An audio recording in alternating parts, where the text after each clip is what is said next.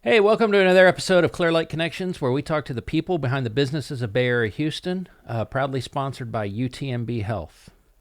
Today's special guest, Brandy Gates. You were the development director of the Chemical Education Foundation. Chemical Educational Foundation. We go by CEF. It's much less of a mouthful. Okay, tell us about CEF. How did it get started? What do you do? Sure.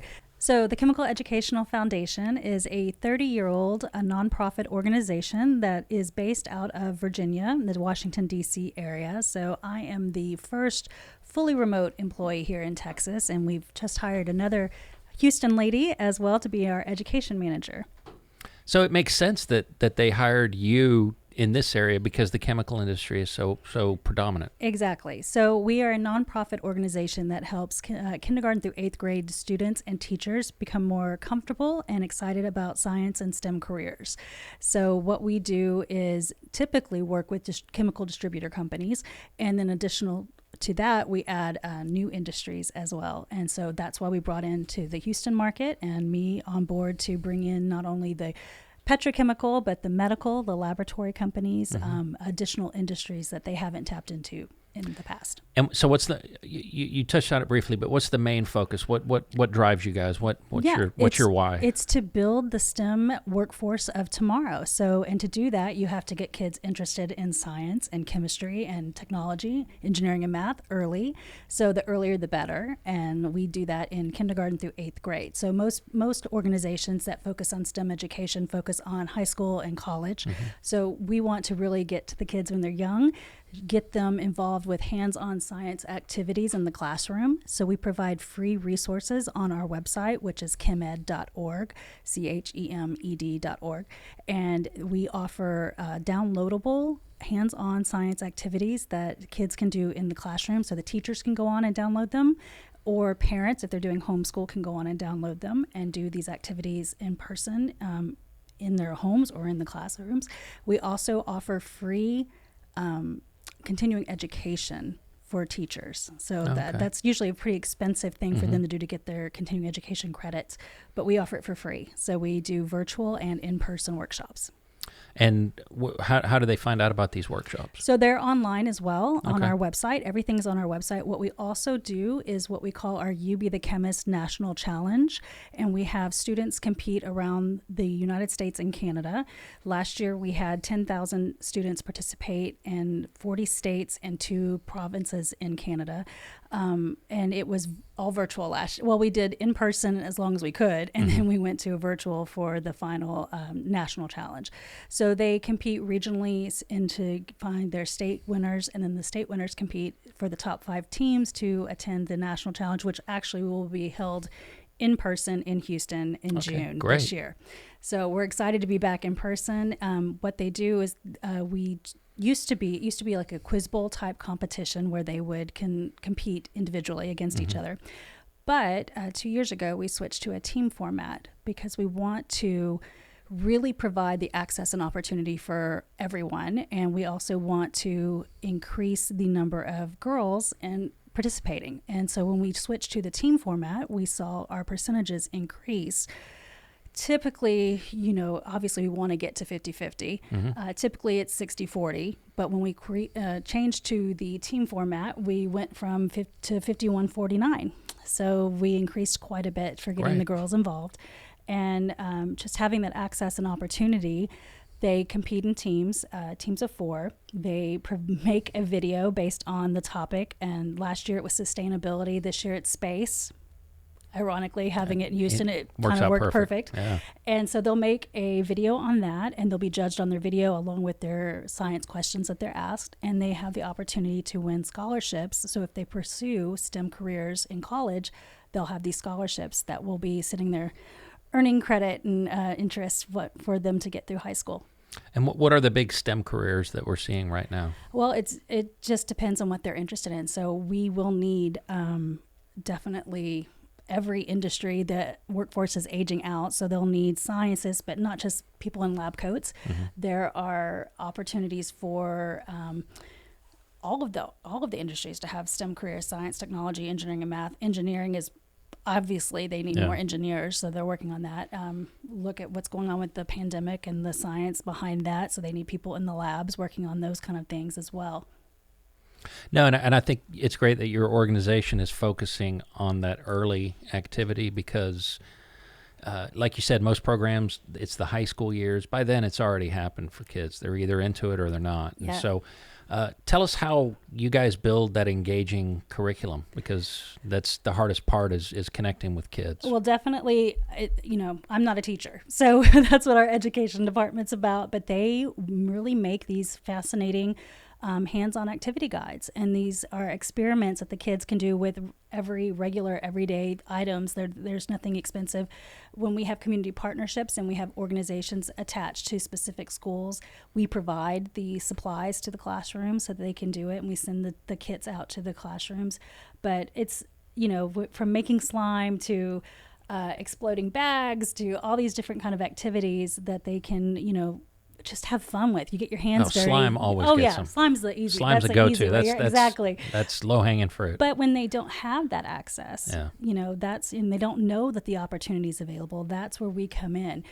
Of the challenge students that participated, 53% were Title I schools. Mm-hmm. So again, we're all about access and opportunity and getting people involved and having the opportunity to just experience what these things are, and being able to do that can ignite this passion and love for science that they may not have had the opportunity to have before. And what is it about this position or this organization that caught your eye? This organization, getting children, the access that they need and may not even know they want, and to know that those careers are available to them, and showing them the pathway to that, having the corporations that we work with can, we incorporate videos just to say, hey, this is the path I took to get to the career I'm in. Mm-hmm. So you know how to do this now, and show them what they get to do, give them tours of their labs, give them tours of their organizations. It really just opens the world, and seeing their eyes light up, and just making them. We've had children come out saying, I feel like a scientist just from doing these activities in class, and this is something I want to do when I get older, and they start really researching it.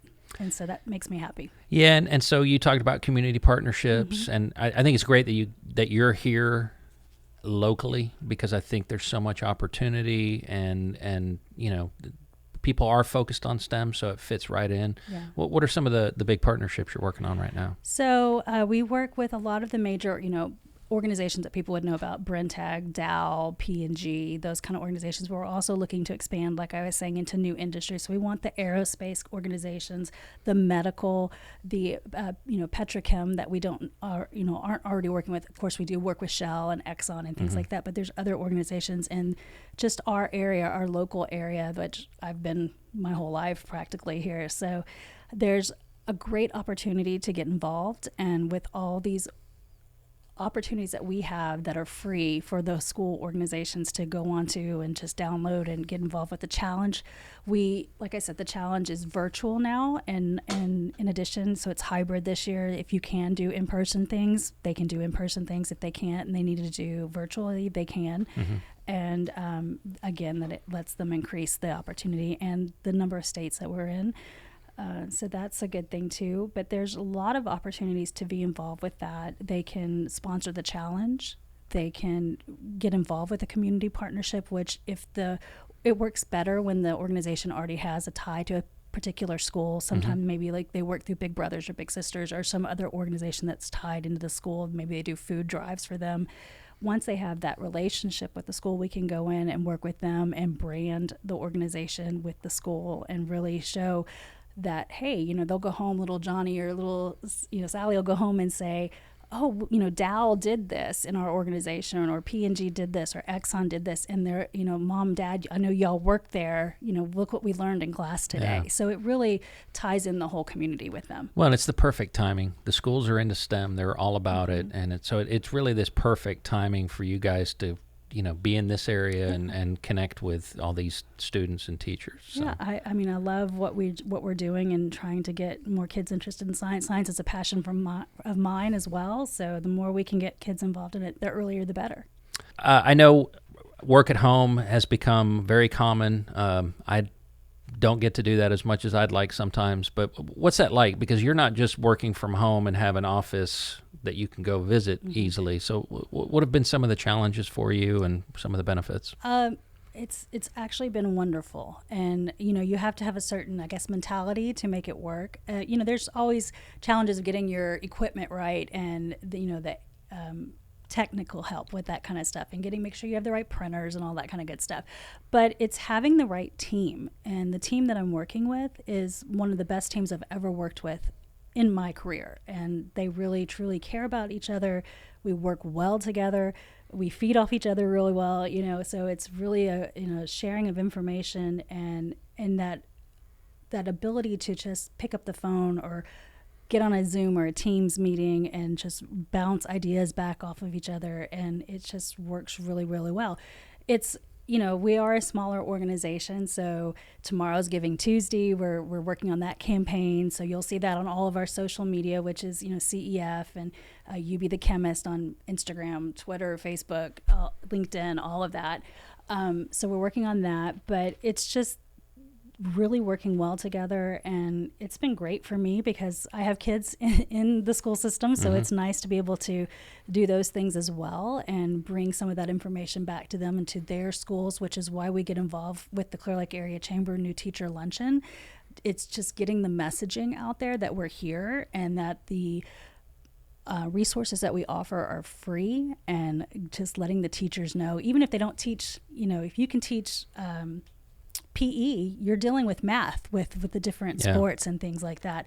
So there may be one of our activities that you may want to incorporate in your classroom, in your lesson plan somehow. And we have some that deal with sports. It's not a stretch. You can work STEM into almost everything. Yes. And so it's, it needs to be done. Yeah. And the more we can get the message out there that we're here, that it's free, that it's online, we can, create community partnerships if that's what they want. If the schools want to participate, registration's open now for the challenge, national challenge. And so the teams can sign up, the schools can sign up, people can sign up to be video judges. They just have to reach out to me. My email address is bgates@chemed.org. So it's real easy to get a hold of me, or from our website, you can reach me or anyone else, our education manager or me about the challenge and for fundraising and things like that. So have your kids done all of the lessons? They haven't done all the lessons, but Did they make slime? They came home and I had stuff on my desk, and one of my sons said, "Is that slime on your annual report?" And I was like, "It sure is." And they're like, "Well, can I look at it?" And they sat down and read our annual report. What kid sits down and reads an annual report, but because it has slime on it, they loved it, that kind of thing. And we have gone through the website and looked at the different activities. And so they've gone to school and told their teachers, we can get some of these activities on my mom's website. And I'm like, it's not your mom's website. It's mama's organization's website, but that kind of thing. So, they're telling kids about it, which my kids are used to doing that kind of stuff. It's all about the engagement. If you can engage with the kids, and in this case, if you can engage with the teachers, and so I want to thank you personally as the chairman of the New Teachers Luncheon for being there as a sponsor and spreading the word. And hopefully we'll see you again next year. Oh, absolutely. We're already ready to sign up again. We'll be there. Excellent. Thank you so much. Thank you. Hello, Clear Lake Area Chamber of Commerce members and Bay Area Houston. If you're a business wanting to expand your customer base, give back to your community, think about the quality of life around Clear Lake area, think about joining the chamber. Go to clearlakearea.com for more information.